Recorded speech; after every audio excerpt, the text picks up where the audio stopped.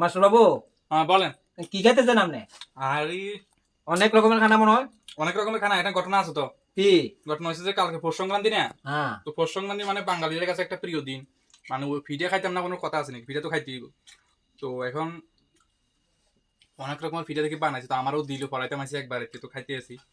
এখন পিঠে তো অনেক রকমের আছে, এই যে এটার নাম বলে মালপোয়া, যেটা আমরা বড়া ভিডিও করি। বড়া তো আসলে এটা বড়ার মতো করি, তেলের মধ্যে দিয়ে দেখি বড়া।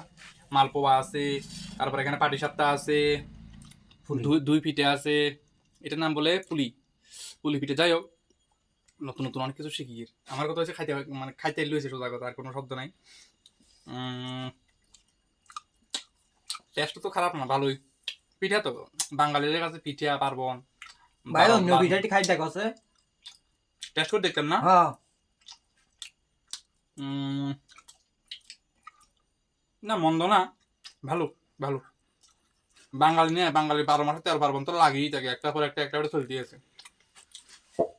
কালকে পৌষ মাস শেষ, পৌষ সংক্রান্তি, এরপর মাঘ মাস, সরস্বতী পূজা, ফাল্গুন মাসেও কিছু না কিছু আছে।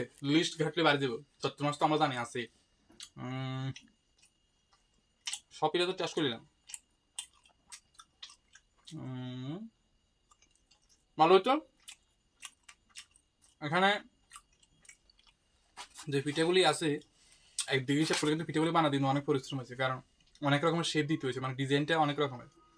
তো ধন্যবাদ আমার পিঠা খাওয়াইছেন পৌষ সংক্রান্তির দিনে। পৌষ সংক্রান্তি আগামীকাল যদি একদিন একটু অ্যাডভান্স খাই লাগতেছে, একদিন আগে আর কি, অসুবিধা নাই। জীবনে প্রচুর পিঠা খাই দিব, পিঠা না খাইলে হইতো না কিন্তু। ধন্যবাদ।